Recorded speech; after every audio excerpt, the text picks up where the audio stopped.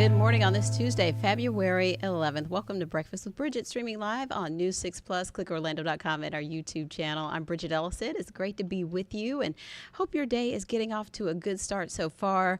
This morning, we have a special guest with us who is a local finalist in the Regeneron Science Talent Competition. And this is a major thing where there are some really talented students from across the country with more than $1 million in awards up for grabs. So we'll find out more about his particular project that he's working on that has received this finalist status and learn more about what goes into all of that. But that's coming up a little bit later. First, though, let's get you ready for the day and check on this weather. Chief Meteorologist Candace Campos is in the Pinpoint Weather Center. Good morning, Candace. Good morning, Bridget. Yeah, you know what? We actually, as of the latest update, we have had now our advisory extended for a dense fog advisory until 9 a.m., but now it does include areas of Seminole and Orange County as well. So let's take it to the maps and show you what's going on right now. We have that dense fog advisory that does include still Volusia County as well as northern Brevard County, but now pushes further inland into Lake, Seminole, and Orange County until 9 a.m. We talked a lot about that. Although the warned areas this morning were only in Volusia and northern Brevard, the dense fog was really starting to seep in a little further inland. So right now you can see visibility issues now through the Sanford Airport, less than about a quarter of a mile or so. We're down to about a mile of visibility in Daytona, New Smyrna, Palm Coast, even as far west as areas of Ocala, areas of the Leesburg, Mount Dora area as well. So let me just jump around real quick, show you some of our live looks. You can see some of that fog just kind of suspended right above the roadways there in Mount Dora. A little bit further down the street there in Mount Dora, you can see that that fog is really starting to come into frame. And then as we head out to Cape Canaveral, looking pretty nice there. Not too bad right now at the port, but we are sucked into that dense fog right now across areas of Daytona Beach. That is technically the airport at this hour, but this picture has changed dramatically as well in the City Beautiful, where we are starting to see some of that fog now starting to move in. So as we look here at your afternoon forecast for today, we are back into those mid 80s, which is about 10 degrees above average for this time of the year. And that heat will continue to build as we head into the rest of the afternoon, as we're going to continue to see those temperatures climb even further as we go into Thursday and Friday as well. That's all because of that leading edge of that cold front building in that heat and humidity. So the big story, besides just the dense fog this morning, is how hot it could get on Thursday. Our high, that's not the correct graphic I wanted to show you. Here it is. The actual high, let me delete that. I love how I can zip around here for you. The high forecast in Orlando is 90. The record to beat is 89. Leesburg, Sanford also could be reaching near 90, which would also break some records. Besides it breaking records like that, it could also be breaking the record for the earliest start to a 90-degree day on record. The record currently is the 15th of February, but we could actually be hitting 90 degrees on the 13th of February. So again, it builds up ahead of that front. Then on Friday, here comes our first front that is going to clear. Brings us a little break in the rain on Saturday, but then a stronger, more potent cold front will come through on Sunday into the afternoon, which never fails. Mother Nature and Daytona 500 just don't have a very good relationship. We're going to continue to see some scattered showers. Some storms can be possible also. So when it comes to the threat for a rain delay, it looks pretty decent chance for that. But the good news is once that front clears, we're really going to start cooling things down back to near normal. So speaking of the Daytona 500, I know we have all the races leading up to it, but the big one, of course, on Sunday at 2:30, that strong cold front coming inbound, a low to medium chance of the actual entire race being postponed. Looks like there might be more of a higher threat of at least a weather delay, which is never a good thing. But, nonetheless, we got to make sure our drivers are safe on the track there. But as we look into Valentine's Day before that big cold front on Sunday comes through, we will be dodging a little bit of rain on Friday there with coverage about 30%. But notice the difference in temperatures on the backside of that Sunday front. We'll finally be getting back to near normal on Monday, and that's where we could actually start trending that way, at least as we kind of wrap up the rest of February. It looks good though. I mean, it's interesting though that high would hit us this week, and just it's hard to really like imagine that. So I guess we'll see how we do when we get there. Right. Yeah. So again, we could break not only daily records, but also the earliest November 90-degree day of the year. So All I know right. at least it's a 1 day hit and not Don't leave summer the is here. chocolates in the car. Okay. Crayons. Yep. Or the cupcakes or whatever. All right. Thanks, Candace. Welcome. All right, let's check in with Trooper Steve, and he is going to be heading out today. But first, we want to see how the roads are doing. Good morning. Good morning. Yeah, that haze is causing some issues for us this morning out there. We do have one of our first crashes of the day happen right towards the end of the show. So we can get out to DOT cam. This is causing some slowdowns. Appreciate the sheriff's office. They were able to clear the what we call Signal 16, which is roadblock out on the roadway, and FHP now out there. So this is going to be eastbound State Road 528 at Tropical Trail, also known as State Road 3. So eastbound being headed towards the coast this morning. We're backed up probably about a quarter mile or so, nothing too crazy. But as you're going over the bridge there, over along 528, you will run into that slowdown. What are the rules? Obviously, you see the flashing lights on the side of the road. You need to decrease your speed 20 miles an hour underneath the posted speed limit or clear that right lane. But with all that traffic out there, a little difficult to do so. So again, see the flashing lights. Take it nice and easy. On the other side of Central Florida, this is got me a little concerned. Let me check on something real quick why this is there, because the map went purple. Let's see what we got. So we're looking at County Road 301 over at County Road 470. The purple there has me thinking something. No. Okay. So it's not fatal, but it is causing some major delays. Lake Panisofsky that I could not pronounce live in the morning show. And then I asked Candace to do it, and the chief left me hanging. So we were both after the commercial. I was like, how do we say that? And she's like, this is how you say it. I was like, got it. So there's the one and done portion there. Like Chief has been keeping track of that fog moving in and out. Mix that with some a brush fire that we have up in the Ocala area.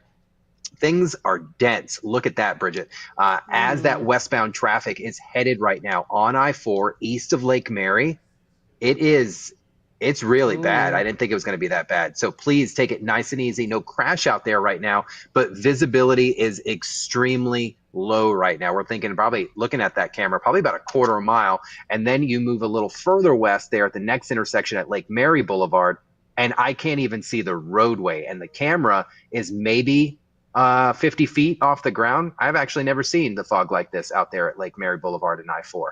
So please, headlights on. It's almost 7:40 in the morning. You got to make sure you have your headlights on and keeping a safe distance from the vehicle in front of you, because right now there is no crash in that area, but the delay there is intense. I may have to text a few folks to let them know to take it nice and easy this morning. Our attractions area, completely different story. If you're headed eastbound by Champions Gate, no fog down there, but the delay is there. And then Narcoosia, of course, with that routine stuff as you're leaving the area. So outside of the fog this morning, Bridgett, people need to be super careful, especially when Chief's spending so much time and keeping those reminders going.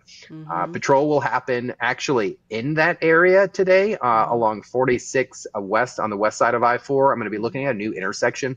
So they've been doing a lot of construction out there, and that's where that 429 new extension was put in. So Wekiva River Road off of 46 has a new kind of new layout. A viewer reached out and was like, Steve, can you do what you do and just go out there so we can ride with you and we could see what the issues are, if any. So I haven't seen this intersection before, and I like doing these types of streams because it gives us the opportunity to live and drive right there. So that will happen at 10 a.m. over at clickorlando.com, YouTube, News 6 Plus, and of course, the News 6 app. All right, and we'll see you then. And something we talked about this morning with watching out with those pedestrian crosswalks right now, because there's a crackdown going on. I mean, we should always follow the rules with that, but it's a good reminder for people because they might get a ticket. Absolutely. Or even worse, you might hit somebody. Right. And that's why they go out there best foot forward. I used to be kind of a big critic of this program because I just didn't truly understand it. And them going out there and highlighting the hot spots. They're not going to every crosswalk. They're going to crosswalks that have been deemed as crash areas. And you have plainclothes law enforcement officers that put themselves out there, and they're going after egregious violators. So people who just blatantly blow by them within a couple of Mm-hmm. feet. Now, would I put myself in an intersection like that? Absolutely not. But at the same time, there's a purpose for it. And I'm a big believer, and some people think this is kind of aggressive, but education through enforcement. And if you're not going to listen to the rules of the road, then maybe a ticket will slow you down and ultimately save someone's life out there, because the crosswalks are there for them, not for us Yeah. drivers. Yeah. Yep. And especially fog too, like you said, it's just take your time out there. All right. Thanks, Absolutely. Steve. We'll see you a little later. Bye-bye. Bye. We have some new details this morning. It's a disturbing story out of Hunters Creek where investigators initially arrested local teacher Italo Benini, accused of enticing kids online. And they say he offered boys gaming money in exchange for explicit video calls. And now investigators say there could be nearly 24 other victims who are underage. News 6's Angie Casada has more on this story, which is triggering a warning for parents. Federal investigators say the former Hunters Creek Middle School music teacher, Italio Benini, may have preyed on at least 20 children across multiple states, offering them virtual currency called Robux in exchange for graphic images. Newly released messages show Benini used the name Adrian online, claiming he was 16 and living in Georgia. On January 12th, investigators say he told one 8-year-old victim to move somewhere private to video chat. And court prosecutors said when he was caught, Benini admitted to targeting children because he could, quote, control them. News 6's Troy Campbell spoke with a social media expert last night. Parents need to educate themselves, so unfortunately today we have to spend that time. If we're allowing our children onto social media, which includes Roblox and Discord, we have to educate ourselves on all the risks that our children face when they enter this world. Agents say they're still sifting through 700 chat messages from Benini's account, looking for more victims. And you face this choice as a parent of keeping your child off and maximizing safety, or cutting them out of the social interactions that's happening within that class. Benini remains behind bars, denied bond by a federal judge. Investigators say he could face deportation based on his immigration status. Of course, we'll keep you updated on that story. Also this morning, a follow-up on the crackdown on illegal immigration after weeks of back and forth. State lawmakers have reached a deal with Governor DeSantis, and they are looking at a special session to get underway soon. And they have made concessions. One of the biggest, the creation of a state board of immigration enforcement made up of the governor, commissioner of agriculture, and 2 other cabinet members. They'll oversee $250 million in grants for local law enforcement. Another bill would create state-level crimes for illegal immigrants entering the state, and the special session starts at noon and is expected to wrap on Friday, so we'll keep you updated on what's happening in Tallahassee. Also this morning in Volusia County, this package story comes to us from News 6's Mike Valenti, explaining a new state bill that would make the software illegal in most places, most public places. It's called the AI software Zero Eyes, which can detect guns through security cameras. We know that it is being used by some schools, but Mike is explaining more about why public spaces might be limited in using this software. If successful, this legislative effort could make a recent Daytona Beach investment all for naught. Just last month, we told you about city commissioners voting to partner with Zero Eyes, an AI company that uses software to detect guns through security cameras. So I'm for it. I think it's a good idea. It could save lives. Commissioner Ken Strickland believes Zero Eyes would be a good step to build upon the city's progress in curbing gun violence. So take a place like Seabreeze Boulevard, where the city has already installed cameras in this entertainment district. If this AI technology were installed, it would theoretically hone in on any gun that was brought out into public view in front of those cameras. The image of the suspected gun would then be sent to a technician in the Zero Eyes Operations Center. And if they deem it to be a valid threat, Daytona police would get an immediate alert. But the state Senate and House bills filed Monday propose that artificial intelligence may not be used in conjunction with any camera, video recording, or live streaming device to detect firearms in public areas. It does have carve-outs for schools, courthouses, and other sensitive places, but a violation of the bill would be considered a first-degree misdemeanor.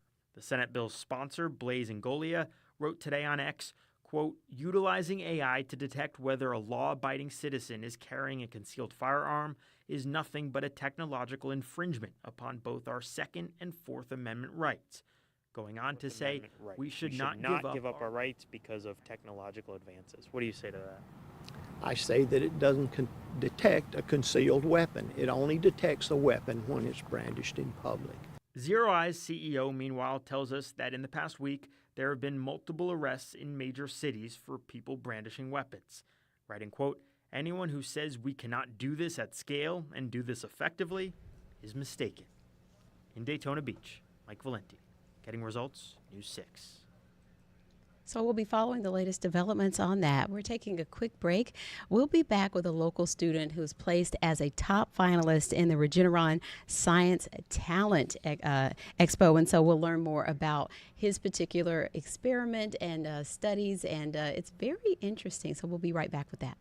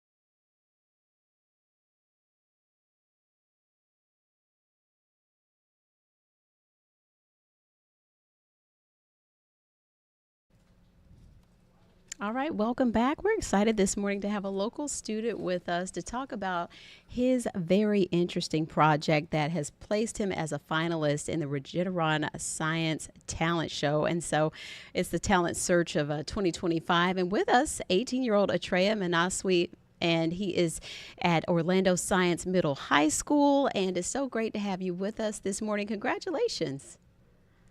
Thank you so much. I'm so happy to be here, and thank you for having me. And so it goes without saying, you're super smart and talented. And so this is something that you've been working on a long time. Can you tell some of the story behind this project that's put you in this recognition right now?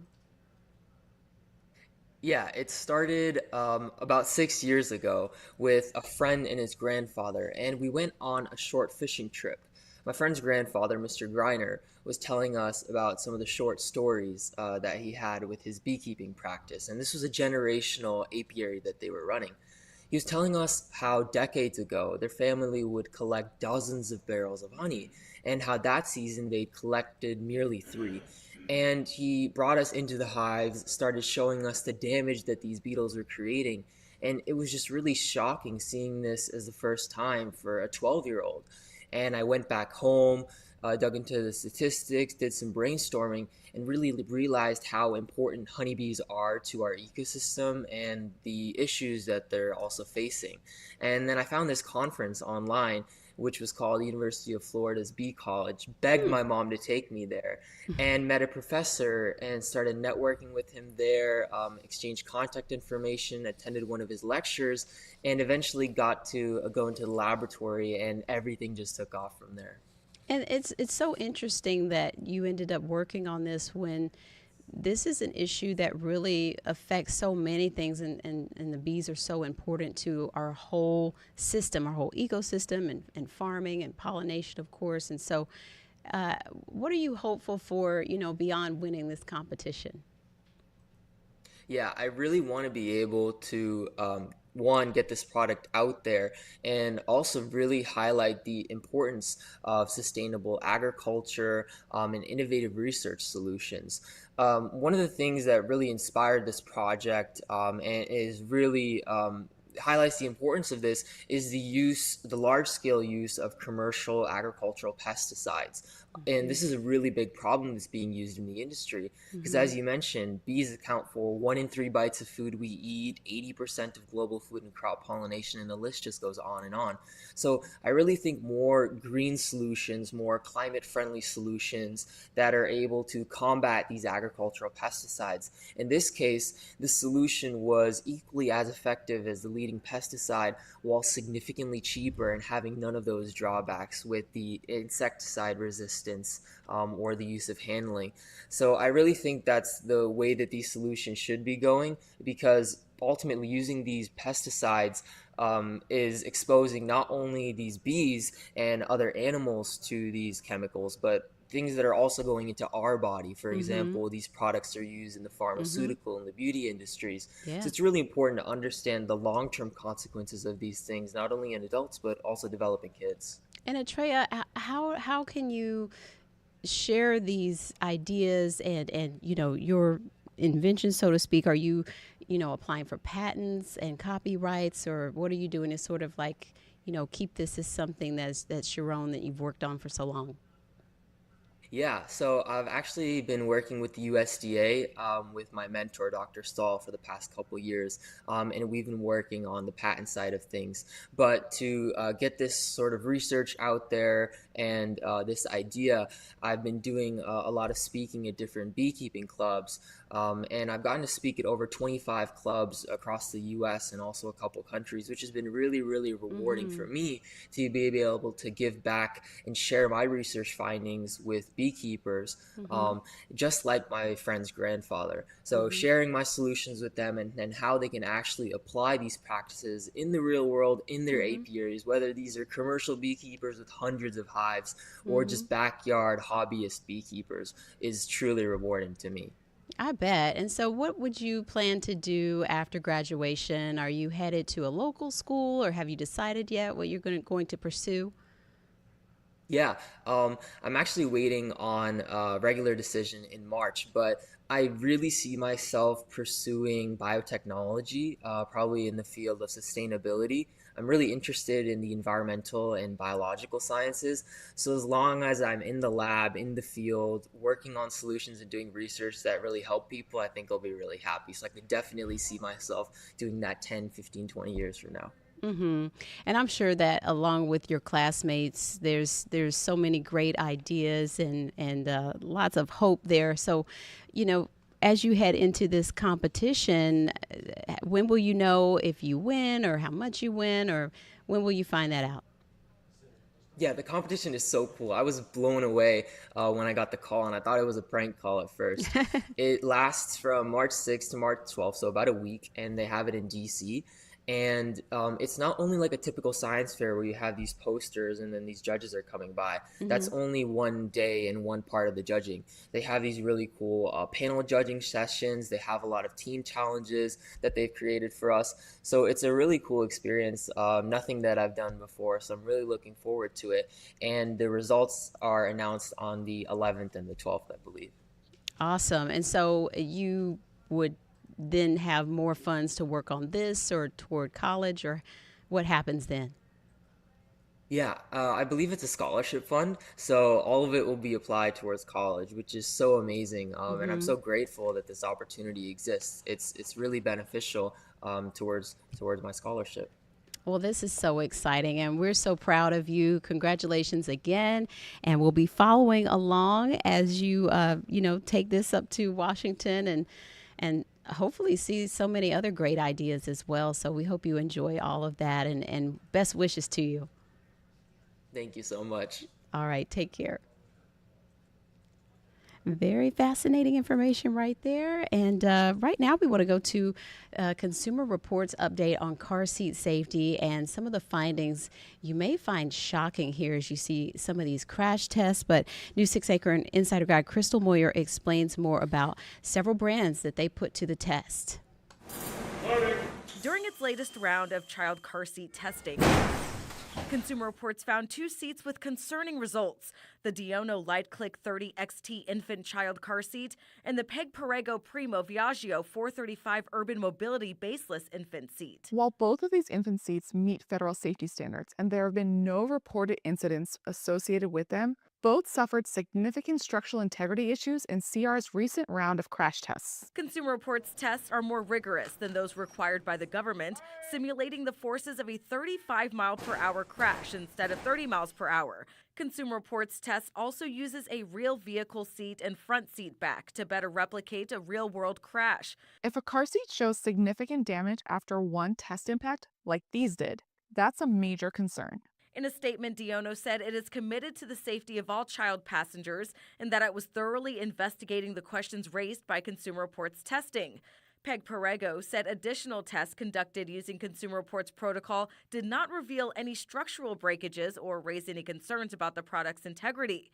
If you're looking for an infant seat that earns Consumer Reports top safety scores, consider this Clegg Ling with a load leg support. Consumer Reports also recommends the reasonably priced Chico Key Fit, which has top safety scores and is rated as one of the easiest seats to install. That's helpful information to know. And if you want to take a closer look at that, share it with someone you know who would love to see that report. Just go to clickorlando.com/insider. As always, it is free to sign up to be an insider, and you get access to exclusive content like that from Consumer Reports, which is always so informative. So just check out clickorlando.com/insider. That'll do it for us. We'll be back at noon with more live news and weather. Take care.